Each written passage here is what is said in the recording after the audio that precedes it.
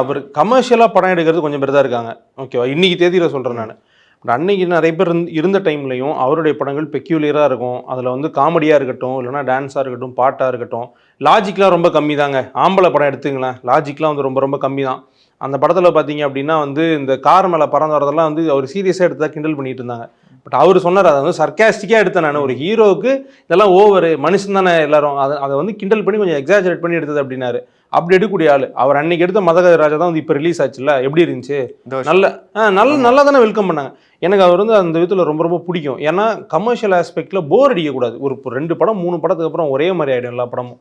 அதை தாண்டி சூப்பராக படம் கூடியவர் அவர்.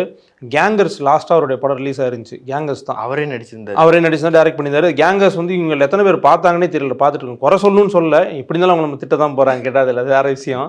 குறை சொல்லணும்னு இல்லை, ஆனால் கேங்கர்ஸ் உண்மையிலேயே ஒரு நல்ல படம்.